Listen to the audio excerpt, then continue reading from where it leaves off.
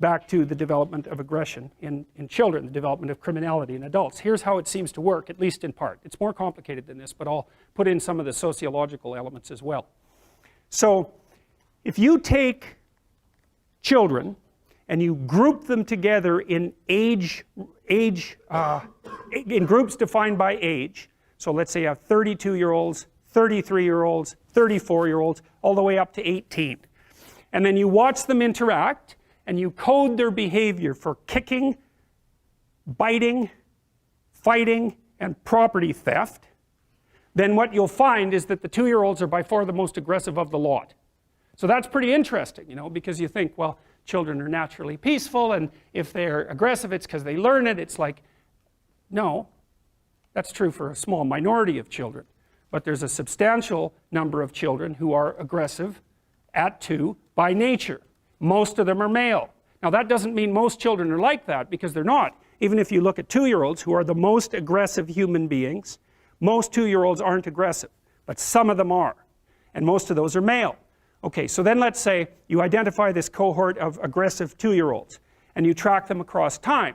Track them for the next 2 to 4 years, or track them until they're 4 years old. What you find is the vast majority of the hyper-aggressive male 2-year-olds get socialized perfectly well. So by the time they're 4, they're temperamentally probably still more aggressive, but they've become civilized little monsters, so other people can tolerate them. And that means that they've had parents or peers or educational experiences that enabled them to learn how to interact productively with other kids and to bring their aggressive nature under control. Some of that seems to be mediated by the opportunity to engage in rough and tumble play. And that's one of the things that we know that helps socialize rats, for example. It's vital to them, but it also seems to really be good for socializing young kids. And rough and tumble play, which is something that adult males particularly like to do with young kids, by the way, not before 9 months because they're just too little, but once they become ambulatory and, you know, kind of puppy-like so that they're a little bit more robust, then you can play a lot with them, and you can play with them right at the edge of danger too, which kids absolutely go nuts for that. They love that. So when I had little kids, I made this kind of wrestling ring out of these 2 couches that we had that would hook together. And I'd bring them on there and, you know, toss them up in the air and catch them, you know, 8, 10 feet. No, a foot in the air and catch them. And they'd go like this, and then, you know, I'd catch them and they'd laugh, and I'd throw them up and they're all freaked out, and then they'd laugh. And, you know, so they're learning trust with that in an embodied way. And they're also learning, and this is from stretching them out and wrestling them and twisting them around and letting them pull on your hair and hit you and all of those things. They learn deep in their bones exactly what can hurt them and what doesn't. And you want to kind of push them to the edge, you know, so that they can tell the difference between what hurts and what's still within the realm of the game. And you do the same thing when they're wrestling with you. So they learn not to, you know, awkwardly stick their thumb in your eye or do things that are actually painful, like grab your lip and pull it. You know, it's like, no, you let go of my lip, you know. And so that seems to help regulate the aggressive impulses and help the child find a more appropriate embodiment. You could think that what you're doing in some sense when you're rough and tumble playing with kids is teaching them how to dance, because that is what you're doing. You know, you're making them comfortable in their bodies in all of its extension, and building in that kind of body fluency that you see in people who are well situated inside themselves. And so that's something to really think about, you know, and it's appalling. We know that the ability to engage in rough and tumble play among rats inhibits aggression, impulsive aggression among rats. We also know that if you deprive rats of the opportunity to engage in rough and tumble play, they show prefrontal cortical developmental deficits and manifest behaviors that are akin to attention deficit disorder, which you can then treat with Ritalin.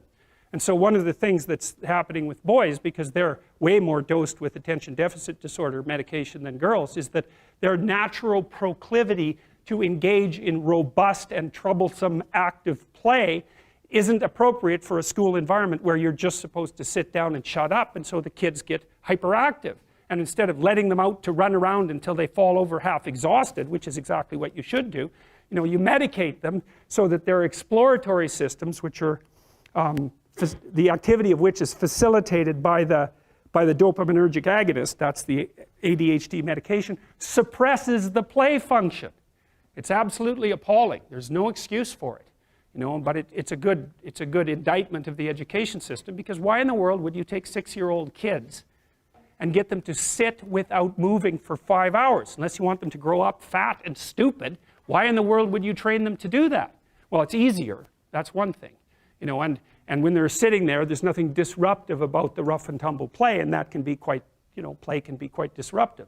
So anyways, most of these kids are reasonably well socialized by the time they're the age of 4, using one mechanism or another. They learn how to regulate their aggression, and they learn how to engage in fictional play structures with other kids. They learn how to cooperate and compete. And the advantage to having a well-socialized disagreeable person is that they really don't let much get in their way. So if you can get a kid who's disagreeable socialized, that person can be quite the creature, you know, because they're very forward moving in their nature and very difficult to stop. But if you don't get them successfully domesticated, tamed, roughly speaking, by the time they're 4, their peers reject them. And that's a big problem, because your job as a parent is to make your child socially desirable by the age of 4. Like you want to burn that into your brain, because people don't know that. That's your job. And here's why. It's easy if you think about it carefully. So you imagine you've got a 3-year-old child, so sort of halfway through that initial period of socialization, and you take that child out in public. Okay, what do you want for the child? Who cares about you? What do you want from for the child? You want the child to be able to interact with other children and adults so that the children are welcoming and smile and want to play with him or her, and so the adults are happy to see the child and treat him or her properly. And if your child's a horrible little monster because you're afraid of disciplining them, or you don't know how to do that properly, then what they're going to do is they're going to experience nothing but rejection from other children and false smiles from other parents and adults. And so then you're throwing the child out there into a world where every single face that they see is either hostile or lying. And that's not something that's going to be particularly conducive to the mental health or the well-being of your child. If your child can learn a couple simple rules of behavior, like don't interrupt adults when they're talking too much, and pay attention, and try not to hit the other kids over the head with the truck any more than is absolutely necessary, then, and share and play properly, then when they meet other kids, the kids are going to try out a few little play routines on them, and that's going to go well, and then they're going to go off and socialize each other for the rest of their lives. Because that's what happens, is that from 4 years old onwards, the primary socialization with children takes place among other children. And so if the kids don't get in on that early, they don't move into that developmental spiral upwards, and they're left behind. And you can imagine how terrible that is, because a 4-year-old will not play with another 4-year-old who's 2. But a 5-year-old certainly will not play with a 5-year-old who's 2, right? Because the gap is just starting to get unbelievably large. And so the kids start out behind, and then the peers leave them behind, and then those kids are alienated and outside the peer group for the rest of their life. Well, those are the ones that grow up to be long-term antisocial, right? They're already aggressive. It doesn't dip down. Now, what happens to normal boys, roughly speaking? Imagine the aggressive 2-year-old types. They get socialized, so their level of aggression goes down, and then they hit puberty and testosterone kicks in, and bang, levels of aggression go back up. And so that's why males are criminals between the ages roughly of 16 and about 25. So, and it matches the creativity curve, by the way. It's so cool. If you look at the spike of creativity among men, 16 to 25, then it starts to go down. Criminality matches that absolutely perfectly. So that's quite cool. So, and so the testosterone levels raise the average level of aggression among men. It's more dominance than aggression, actually, and testosterone is by no means all bad. And then it starts to decrease at about age 25 or 26, which is usually when men stop staying up late at night, stop drinking as much, develop a full-time career, and take on the burdens and responsibilities and opportunities that are associated with a long-term partner and family.